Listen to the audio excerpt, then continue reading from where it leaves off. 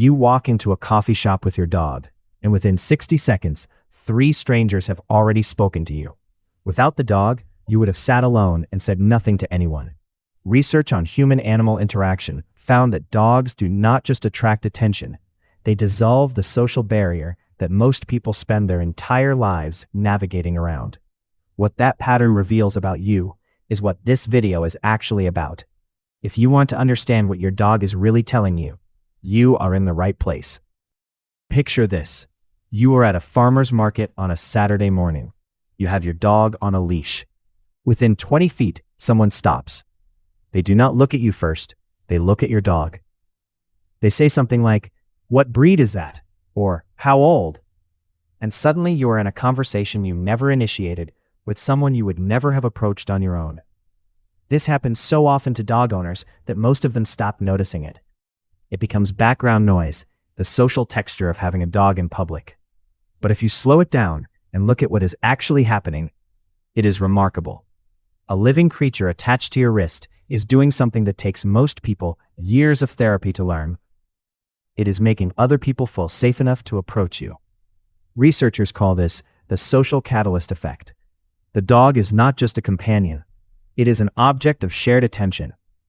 A neutral third party that gives 2 strangers a topic, a reason, and a role.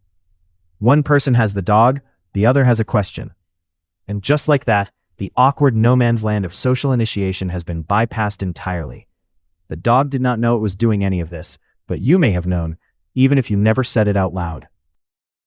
Here is the pivot that most dog content never makes. We talk a lot about what dogs do for us socially. We almost never talk about what meeting that social scaffolding says about us. In 2000, researchers June McNicholas and Glyn Collis at the University of Warwick published a study in the British Journal of Psychology examining exactly how dogs facilitate human social contact.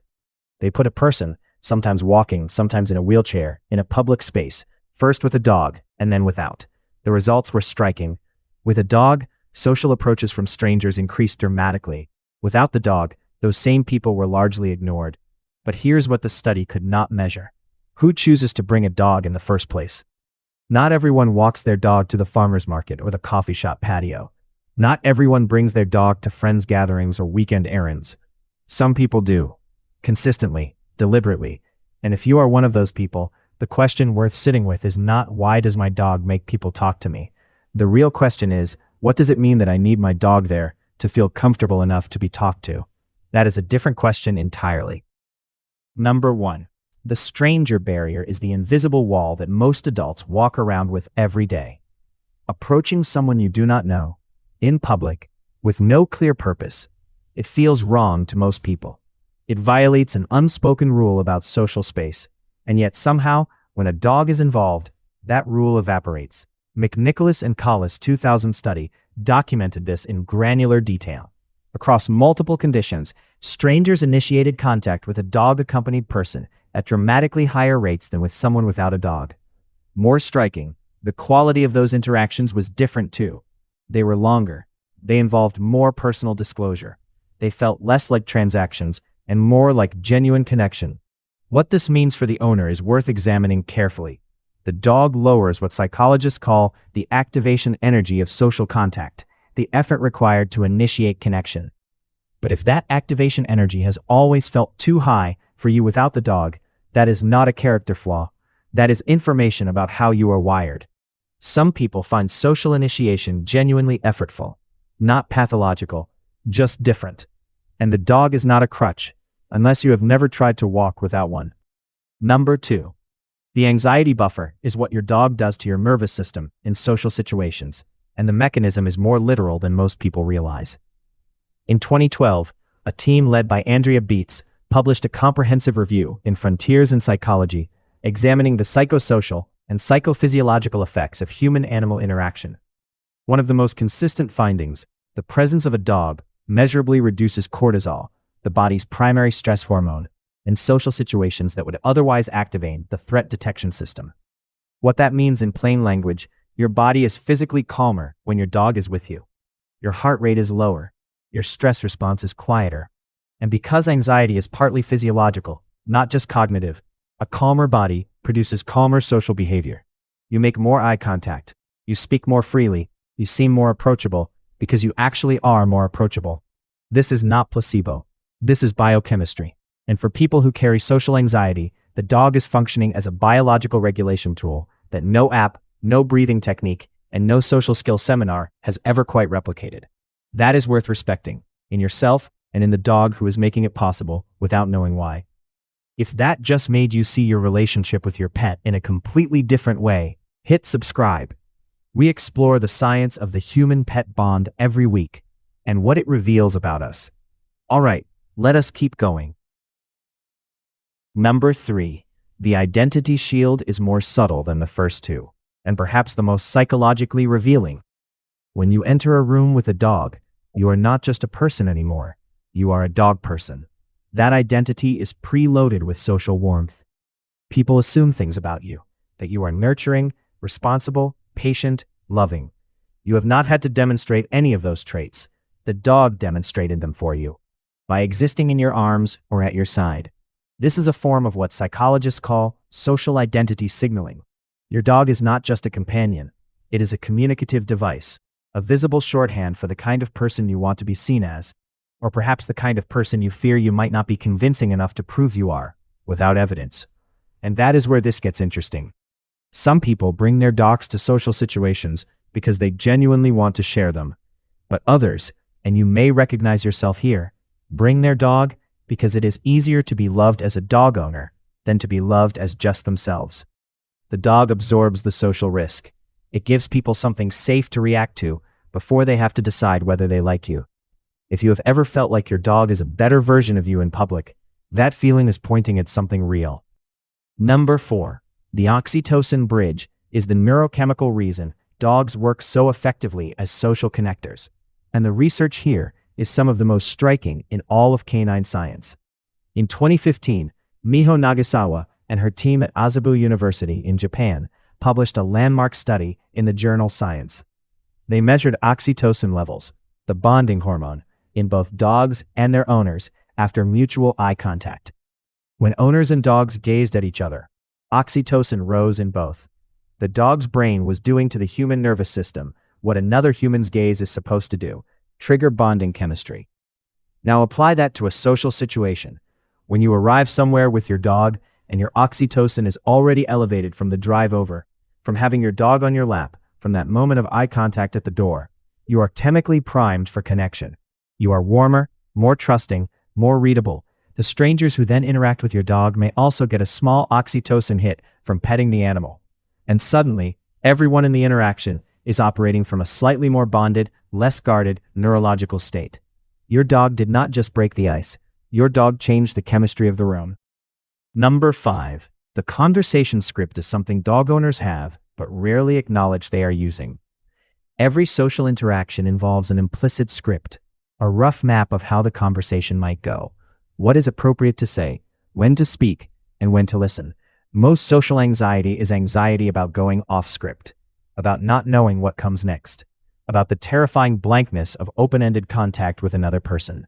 A dog eliminates that blankness. When your dog is present, the script writes itself. Someone approaches.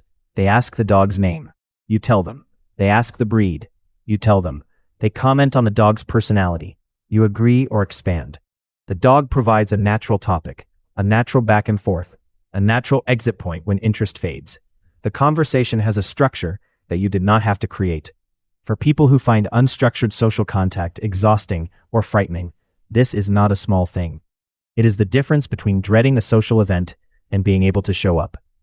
Research on social facilitation consistently shows that shared focal points dramatically reduce the cognitive load of social initiation. And dogs are among the most effective shared focal points humans have ever found. The script your dog writes for you is not a fake interaction, but it is worth knowing that you rely on it and asking yourself what would happen if it were not there. Number 6. The attachment transfer is the deepest pattern in this list, and the one most people will push back on before recognizing themselves in it. Attachment theory, developed by John Bowlby and later extended by researchers like Joseph Topol at Eötvös Loránd University in Hungary, describes how humans form close emotional bonds with specific figures who provide safety and proximity. Topal's research in the late 1990s demonstrated something that genuinely surprised the field. Dogs form attachments to their owners that structurally mirror human-infant attachment. Same proximity-seeking behavior, same distress at separation, same safe base function, the owner as home base from which the dog explores the world. But the transfer goes both ways. Some owners, particularly those with anxious or preoccupied attachment styles, transfer their attachment needs outward onto the dog, and then use the dog to manage their own proximity needs in social settings. The dog is always there, always available, never rejecting, and in a social world full of rejection risk, having a creature attached to your side that cannot leave you is an extraordinarily effective way to feel safe. That is not pathology. That is attachment doing exactly what it evolved to do, finding a secure base. The question is only whether that secure base is also allowing you to grow, or quietly preventing it. So here is what we have actually been talking about. Not dog behavior, your behavior, and the very human psychology underneath it. If you bring your dog everywhere you can, it is worth asking why. Not to feel guilty about the answer. The answer is probably something like, because it is easier, because the room is warmer, because you know how to be in the world when your dog is part of the world with you. That is not weakness, that is insight, if you are willing to have it. The research is clear that dogs lower the activation energy of human social contact. They reduce cortisol, they trigger oxytocin, they provide scripts and identities and buffers and bridges. They are extraordinarily effective social tools, and if you use them, you are not strange, you are practical. But here is the more useful question. Have you ever gone somewhere difficult, somewhere socially uncertain, without your dog, on purpose? Have you let yourself feel the activation energy without the buffer, just to see what you are actually made of under it? Because the dog can teach you something about your own nervous system if you let it. Every time you manage a social situation alongside your dog, you are building evidence that you can handle social situations. The dog is the training wheels. At some point, the bravest version of dog ownership is learning that you are never as dependent on them as you feared. Go back to that coffee shop. The one where 3 strangers spoke to you in 60 seconds because your dog was there. Here is what was real in that moment. The warmth people showed your dog, that was real.